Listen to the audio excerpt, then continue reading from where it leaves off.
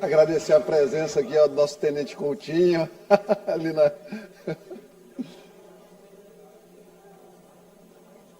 Bom dia a todos, senhoras e senhores, colegas deputados, imprensa, galeria, povo do Maranhão, todos que nos escutam agora. É importante a atenção a este pronunciamento, tendo em vista que é uma reflexão sobre as nossas ações, deputado Eric, deputado Wellington. Senhor deputado Wellington, sabe o histórico de 2015 a 2022 no estado do Maranhão. Deputado Catulé, eu nunca vou me esquecer. Desembargadores com suspeita de serem grampeados pela Secretaria de Segurança Pública do Estado,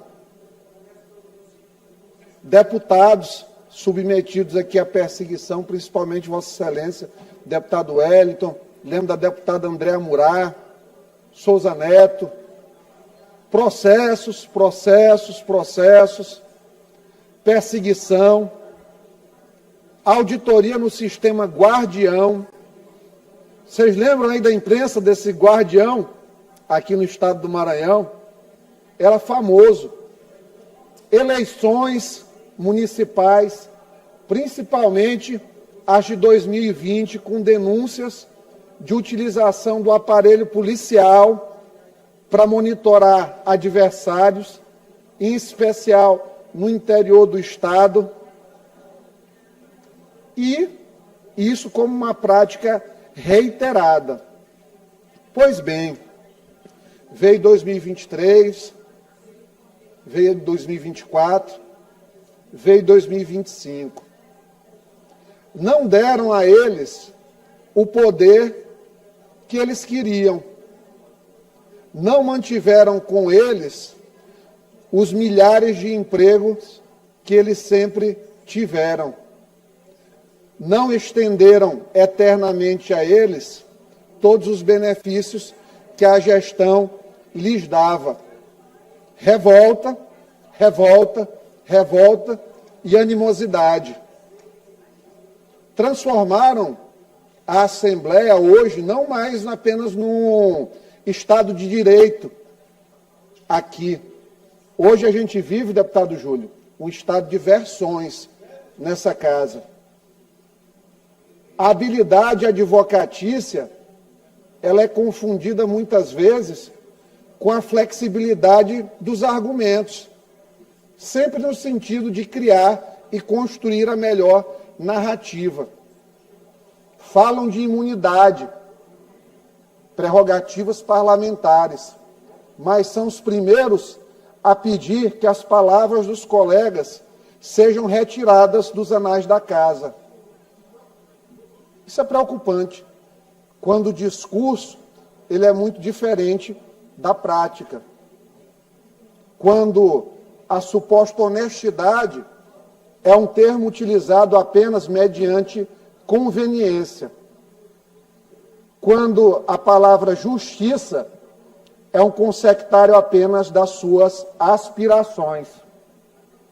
Não obstante todas as tentativas aqui que foram feitas de tentar colocar uma nódoa na situação das gravações, das palavras que foram ditas em 2024, no período das eleições, em especial em relação à cidade de Colinas e Barreirinhas. Não obstante as chantagens que foram feitas, deputado Arnaldo, nesses últimos anos, em relação ao processo do TCE, o Maranhão é um estado que não tem direito a ter seus conselheiros do Tribunal de Contas. Não tem direito a nomear os seus desembargadores. O Maranhão é um estado que hoje tem um governo que tenta existir de maneira paralela. Para eles, quando citam Bobbio, Hannah Arendt aqui, tudo é normal. Mas o próprio Bobbio era muito direto em dizer que é importante para um governo, para uma democracia, para um Estado democrático de direito, que um poder fiscalizasse outro. Porque, senão, imunidade parlamentar seria impunidade total parlamentar. O deputado Arnaldo está no nosso regimento, está no regimento da Câmara dos Deputados. São violações das atividades parlamentares quando um deputado se utiliza do mandato para conseguir benefício próprio. A prática de tráfico de influência, ela é também expressamente vedada em todo o regimento parlamentar. Fazer conluio com o judiciário vai sempre ser reprovável. Meus colegas deputados, não é possível que nós achemos normal achar que receber uma mensagem de um magistrado dizendo, olha, se não atender a esses pontos aqui, o governador não termina o mandato dele.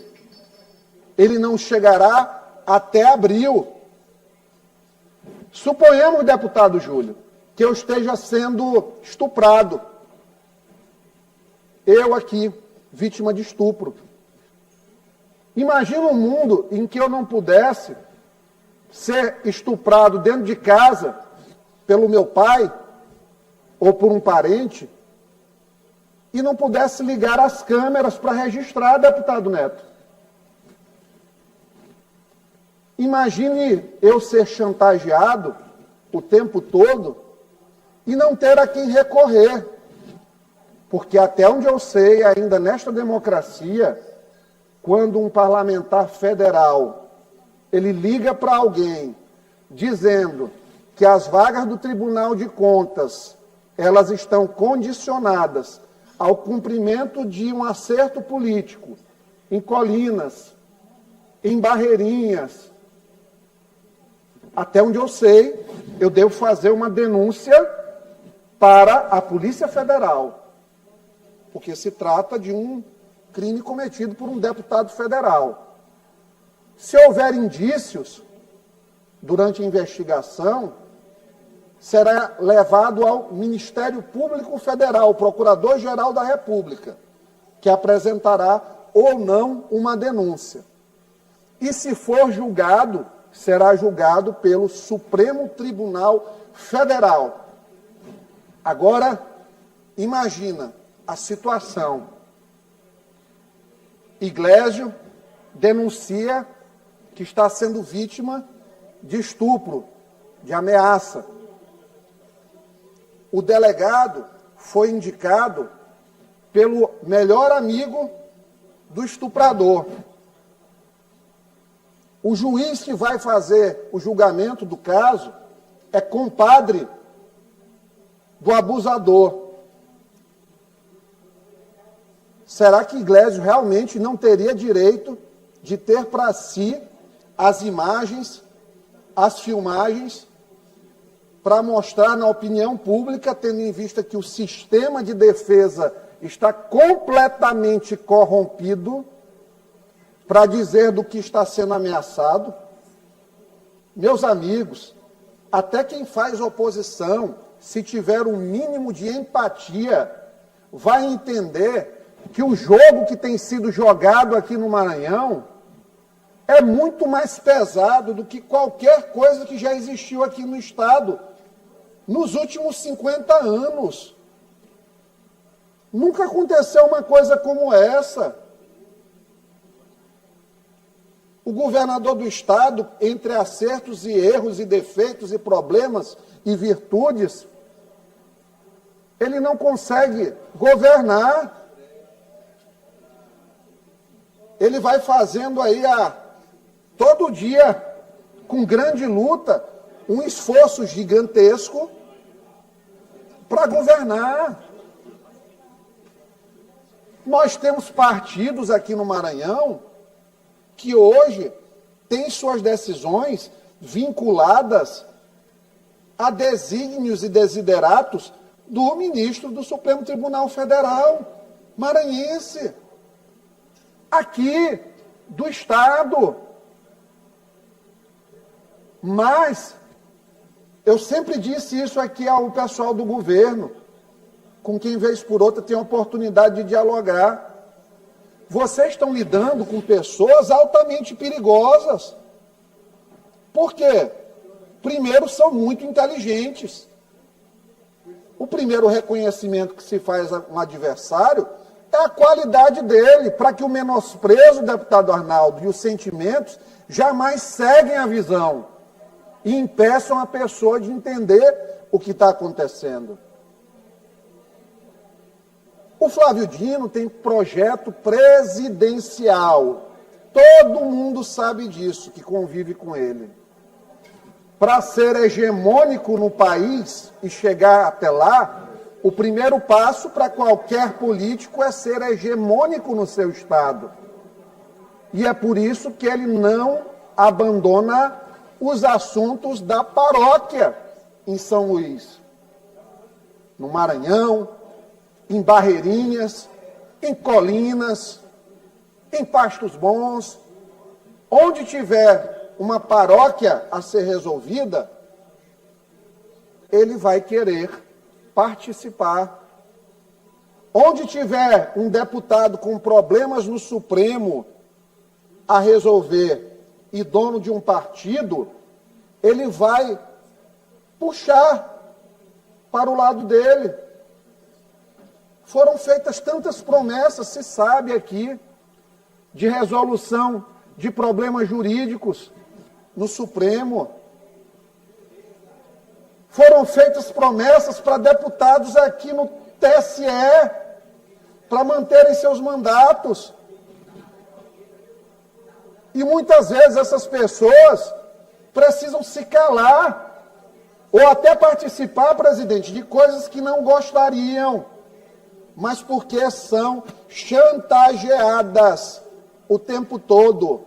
Porque chantagem não é colocar apenas uma arma na cabeça de alguém, não é colocar uma faca no pescoço. Chantagem é aproveitar-se da fragilidade da pessoa, da necessidade da mesma, e fazer promessa de paga com benefício ou proteção. E isso existe hoje, infelizmente, no estado do Maranhão. O Supremo Tribunal Federal hoje é um órgão político, stricto sensu, não é controle constitucional, não é revisora de instâncias superiores, infelizmente não é. E agora querem fazer aqui a construção de versões. Versões. Todo mundo sabe. Colocaram Márcio Gerri Saraiva Barroso,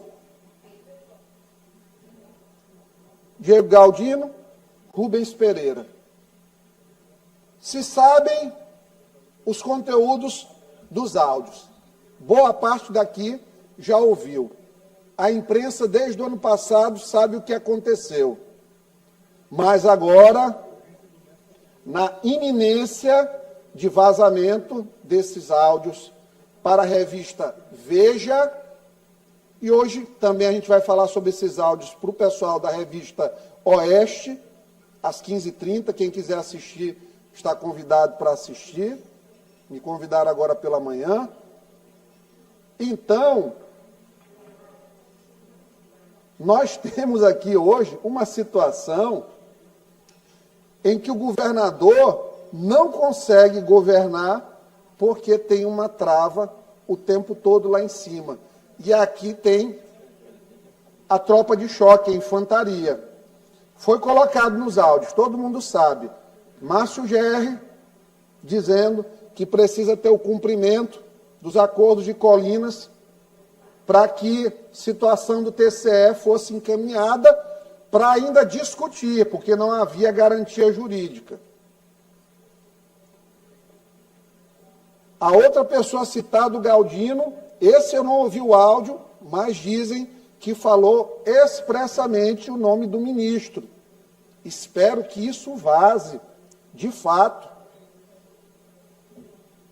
O Rubem Júnior, pasmem vocês, foi a pessoa que veio, porque o Rubem Júnior é aquele cara que está com um pé aqui e um pé aqui. Ele fica se equilibrando. Ele não sabe direito onde ele está. Ele tem aquela paixonite juvenil pelo Flávio Dino, mas ao mesmo tempo ele não quer deixar de ser governo. Então ele fica se equilibrando nisso aí. Ele foi o único cara desses três que veio com ânimos de tentar ali pacificar. E para vocês verem como o pessoal é do Flávio. É o único que eles citaram aqui para queimar. Por quê? Porque se chega no Márcio Gerri e chega no Galdino, tem imputação direta ao ministro do Supremo. Quando coloca o Rubem Júnior, não. Pode queimar o Rubem Júnior, porque o Rubem Júnior, ele é mestiço. E está aqui. Só apareceu para falarem em suposta defesa do Rubem Júnior. Mas este artifício, ele é muito bom do ponto de vista da concepção retórica dele, porque ele, na verdade, é uma defesa que, na verdade, está entregando para os lobos, o Rubem Júnior. E foi o único cara nesse meio que tentou, de fato, a pacificação da coisa. Só que tem situações que não dá para pacificar mais. Isso não dá. Porque eles sobem, presidente, aqui pedindo para se jogar na democracia, nas regras do jogo. Mas eu queria que me apresentassem em que manual de democracia está utilizar o judiciário como ferramenta de troca de posições políticas no Tribunal de Contas do Estado do Maranhão. Qual manual de democracia que diz isso? Isso é crime. Tráfico de influência. É crime. E pronto. Agora querem desqualificar, criar uma estratégia de desqualificar a denúncia para dizer que foram gravados. Eles sabem que não foram gravados. Se alguém está sendo vítima de ameaça, de processos, de prisão, se seus irmãos estão sendo ameaçados de prisão por conta da utilização de um aparelho judicial, não é crime você gravar. Mas querem transformar isso num crime. Não quer ter deslealdade com as pessoas e não ser vítima delas? Não faça. Porque não é leal você ameaçar alguém. Quando a gente está casado, se eu disser assim para minha esposa, olha, eu só vou te dar isso aqui se tu fizeres isso aqui desse jeito, utilizar essa roupa aqui, tem que fazer isso aqui para o meu prazer. Eu estou sendo o quê? Abusivo. Violência patrimonial, violência psicológica, um monte de coisa. E entendam, relacionamentos abusivos na política existem e este relacionamento é um.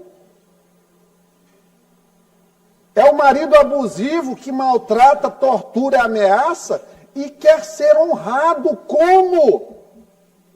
Como? Não tem como. Não tem justificativa. Não tem como tentar inverter a vilania aqui e dizer, não, o Brandão é o perseguidor. Olha para o Brandão, cara. Eu já cheguei aqui e falei um monte de coisa do Brandão. Nunca tive um prejuízo com ele de relação, de dizer, manda perseguir, manda tratar mal, manda não resolver emendas, os instrumentos de coerção que existem aqui. E olha que tem dia que eu fico chateado com o governador. E aí? Se fosse do outro lado, o que vocês acham que acontecia? Vinha aqui o líder do governo, botava pressão em todo mundo, chegava bem ali sentado, você sentado, ele, rapaz, assim não dá, desse jeito as coisas não vão andar. E era assim, feito assim, a semi-extorsão em plenário. Assim era feito. Aí vamos lá, presta atenção. Saíram em defesa aqui até dos servidores da Cinfra, que muito provavelmente, tem que esperar a conclusão, mas mexeram no sistema lá para fazer alteração de dados. Subiram para defender esse pessoal. Como já subiram para defender outros malfeitores aqui, quando o malfeito era contra o governador. Muito bem. Ninguém se escandalizou quando o seu Gibson, o assassino lá do Tech Office, estranhamente aqui, depois de... matou o cara do Tech Office, o Bosco, matou mais um depois, para ver como foi a coisa. Fez umas 10 versões do depoimento. Estranhamente, quando foi importante para eles, imprensa, ter uma ferramenta de chantagem contra o governador, em menos de 3 dias eles conseguiram tirar o Gibson de Pedrinhas para levar para um presídio federal com base no depoimento da esposa dele e da mudança da 11ª mudança de depoimento. Será que a gente não está entendendo o jogo que está sendo jogado nesse estado, a profundidade da coisa aqui? Nós estamos chegando ao ponto de dar voz e vez ao subterrâneo da sociedade, a assassinos confessos, a criminosos, em meio de um estratagema para validar um plano de chantagem institucional, de violência judicial. E ainda tem coragem de vestir o capuz da candura e falar que em democracia, em prerrogativa parlamentar. Meus amigos, por favor, vamos colocar a mão na consciência, porque nós um dia não seremos mais deputados, mas nós não podemos ter, presidente, vergonha das pessoas que nós somos. Porque os sacrifícios que a gente faz para defender o indefensável, para ter essa fluidez de princípio todinha, vai para cá, vai para lá, vai para cá, vai para lá, aqui é legal, aqui é ilegal, aqui é democracia, aqui não é perseguição. Isso nos faz menores. E tudo que o parlamento não pode é se diminuir. Ele diminuindo a si mesmo é nocivo, porque lá fora já existe uma opinião pública que muitas vezes, com razão, tenta diminuir o trabalho dessa casa. Olha, tudo tem limite, tudo tem limite. A gente vê, às vezes, situações como essa da Conafé. Olhe o malabarismo que está sendo feito para dizer que o governador tem a ver até com o problema da Conafé, cara. É demais. Aí quando chegam os respiradores que nunca foram entregues no Maranhão, ninguém é culpado. Secretário de Saúde à época não é culpado, o governador fez querendo fazer o bem, Rui Costa fez porque era presidente do consórcio Nordeste, quis fazer o bem. O caso cai para o próprio ministro, que era governador na época, ele não se dá por suspeito ou impedido. Jesus do céu! E estão achando que isso é normal, cara. Nós estamos vivendo uma ditadura. Vai ter eleição ano que vem só para enganar besta. Para você ter a impressão de que vota e faz alguma coisa pelo país mudar. Mas quem muda hoje o país são aquelas 11 cadeiras do STF. Quem governa hoje esse pessoal não tem mais nem pudor. Hoje está lá no UOL, candidato de Rodrigo Pacheco, candidato de Flávio Dino, Alexandre de Moraes, Gilmar Mendes e mais um lá, Rodrigo Pacheco. Candidato de Alcolumbre, está lá escrito, Alexandre de Moraes se encontra semanalmente com Pacheco. Janta uma vez por semana com Alcolumbre, todo enrolado, presidente do Senado. Como é que virou a agenda da semana? Date. Virou date. Presidente do Senado com ministro do Supremo. E as pessoas achando que está tudo normal, que vai ter eleição ano que vem, que vai ter alguma transformação. Não tem. Enquanto não der um mandato de tempo definido para esse pessoal, não tem jeito, esses caras vão ficar 20, 30 anos ainda no Supremo. A nossa geração está ferrada. Quem tem mais de 35 anos, 40 anos, a geração está ferrada com essa perspectiva de poder nefasto do Brasil. A imprensa está aí, escrevendo nacionalmente sobre isso e não tem escândalo. Cadê Reinaldo Azevedo? Escrevia tanto. Cadê Josias de Souza? Cadê os artistas? Está aí, ó, Rouanet, 12 bilhões, aumentou mais de 5 vezes. A opinião pública está toda calada, cara. E estão achando que está tudo normal e não está. Sabe por quê? Porque quando a gente perde a liberdade de chegarmos onde queremos chegar, conquistarmos o que queremos e podemos ter, quando há limitadores desse exercício, antes de falar da tal soberania do Brasil, é falar da autonomia e da liberdade do indivíduo. E hoje no país nós não temos, porque se um governador eleito não pode governar, se um deputado eleito não pode falar, se a polícia não pode investigar, porque tudo agora é a utilização do aparato policial, se o Ministério Público não pode investigar quando é contra eles, porque é perseguição, eu pergunto, onde nós vamos parar? Qual vai ser o destino deste Estado? Como vão ser os próximos 4 anos, 8 anos, 12 anos do Estado? Quando vai ter fim a sede desse pessoal pelo poder? E quando, de fato, nós vamos ter restituído ao povo a vontade soberana de, nas urnas, decidir os seus destinos? Porque hoje, infelizmente, não tem. Crime ambiental, quando é cometido pelos meus amigos, é desenvolvimento.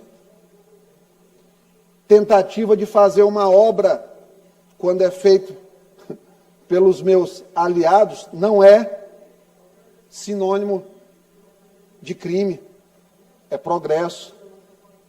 E é assim que tem sido conduzido aqui no estado do Maranhão.